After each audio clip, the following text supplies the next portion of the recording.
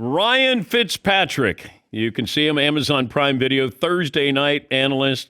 The Raiders take on the Chiefs. That'll be Black Friday, and coverage starts at 3 Eastern, only on Prime Videos. We welcome back Ryan Fitzpatrick, former quarterback, Harvard quarterback.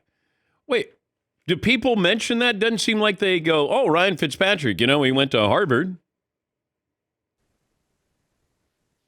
Oh no, it's disappointing. Although Harvard just lost to Yale, so I Mm-hmm. don't really like to talk about Harvard football. Right, we did win the Ivy title, but we lost the most important game. How long does that stay with you when you lose to Yale? Oh, okay. I say the Harvard thing. You know what? You get 10 games in the Ivy League, and there's no chance of playoffs or anything like that. So it's a big deal. I wouldn't know. I was 4-0 versus question for me. Is there Ivy League smack talk that I'm not aware of? There is, but it's more, the safety school chants are a big one. Uh, yeah, there's a couple bad ones, but they're all pretty lame Ivy League humor. What was your safe school? Uh, Interesting question. It probably would have been. It wouldn't have been another Ivy League school. It would have been walking on to a place like Stanford or Notre Dame or Northwestern or one of those schools. Hmm. Okay. All right. How would you sum up the AFC so far? Ugh. Um, well, we'll have Kansas City this week, and I can't wait to get a closer look. I was very vocal last year in saying, they needed to lose some games, and there's no chance they're going to win the Super Bowl. They lost some games, and of course, they won the Super Bowl because, as we know, Patrick Mahomes in close games is always going to win it. But I love what Buffalo's doing right now. I think the Texans, they have the team to get hot at the right time, but obviously they're really struggling right now. Pittsburgh, we got to see them up close and personal against Cleveland this last week. Um, and they're not going to have the offense to do it this year. I'm still really intrigued by the Ravens. I think this week will tell us a lot when they're playing against the Eagles.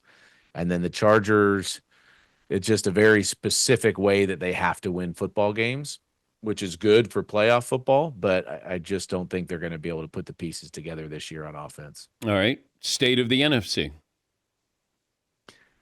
The NFC, I mean, there's some heavyweights, obviously starting with Detroit, and they look pretty unbeatable right now. They've got a great formula. And the teams I like to look at, teams that can run the ball, which they can, but teams that play great defense and can turn the ball over. They can take it away and give it to their offense. And three of the best four in the NFL right now are Detroit, Minnesota, and Green Bay.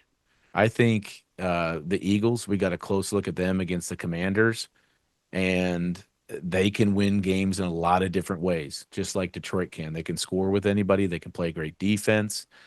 But Green Bay to me is the sleeper team that I absolutely love. I love the way they play, and it's all contingent on Jordan Love. And if he can get hot at the right time, I think they're going to be really tough in the playoffs. He's Ryan Fitzpatrick, Amazon Prime Video Thursday night analyst, and you can see the Raiders taking on the Chiefs on Black Friday.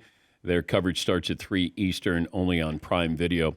We hear a lot about organizations, and it's dysfunctional, whether it's the Jets or it could be, fill in the blank here. Did you ever feel like you were part of a dysfunctional organization? And if so, how did you know it was dysfunctional?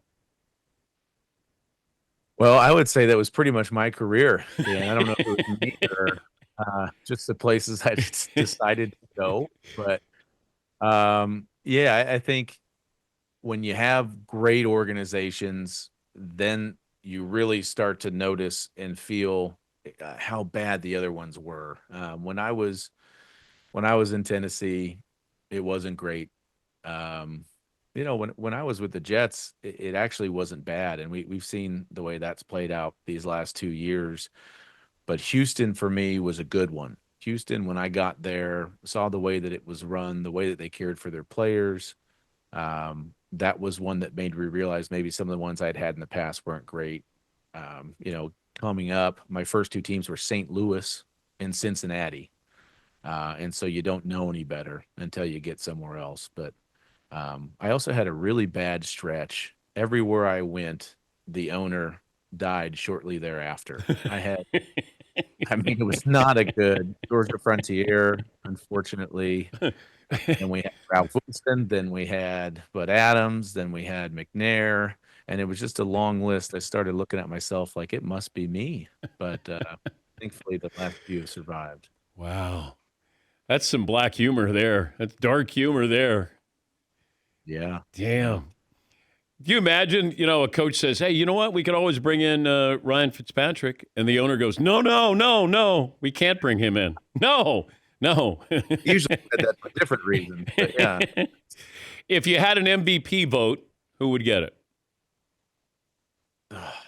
I feel like we struggle every week with recency bias because Yep. it was definitely Lamar and then it was definitely Josh. And now after watching Saquon, holy smokes, I still it's just hard to not give it to a quarterback because of how difficult the position is.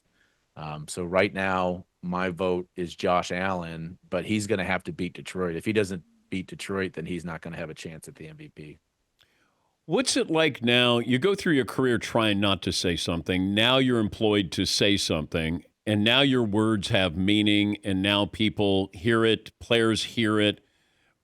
Tell me about that transition from I don't want to say anything to, upset anybody to I might say something that's going to upset somebody.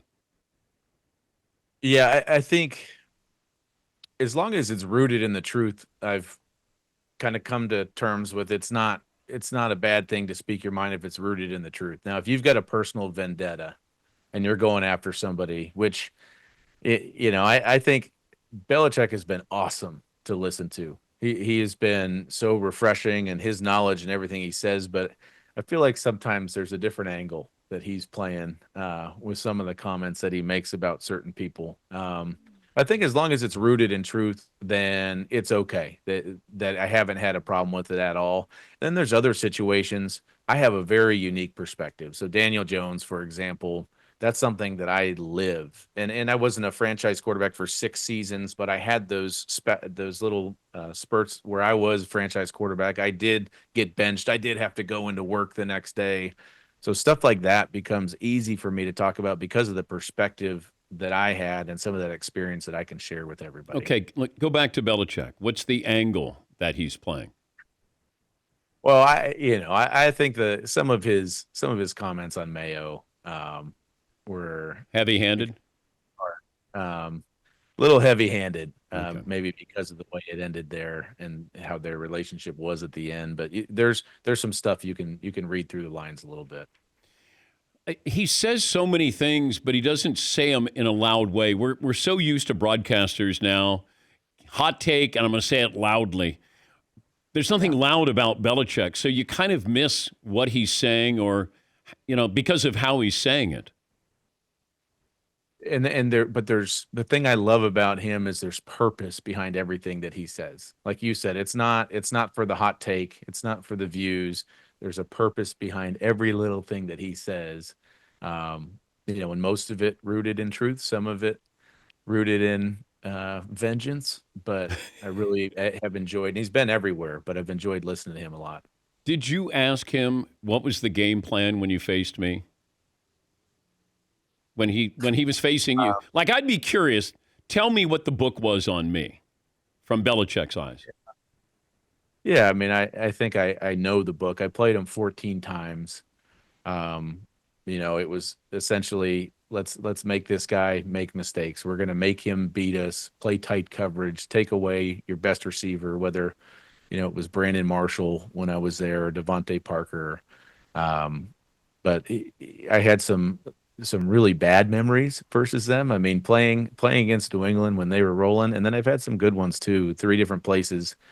In the AFC East, I was able to beat them and beat Tom. But yeah, 3-11 record. I don't think he. I think he had a good book. Happy Thanksgiving to you. And we'll be watching on Black Friday. It'll be the Kansas City Chiefs and the Raiders. Thanks for joining us again, Ryan. All right. Thank you. Looking forward to it. Ryan Fitzpatrick, Amazon Prime Video Thursday, but they're on Friday afternoon. So Black Friday afternoon, the Raiders and the Chiefs, and the Chiefs are big favorites in that. It starts at 3 Eastern, only on Prime Video.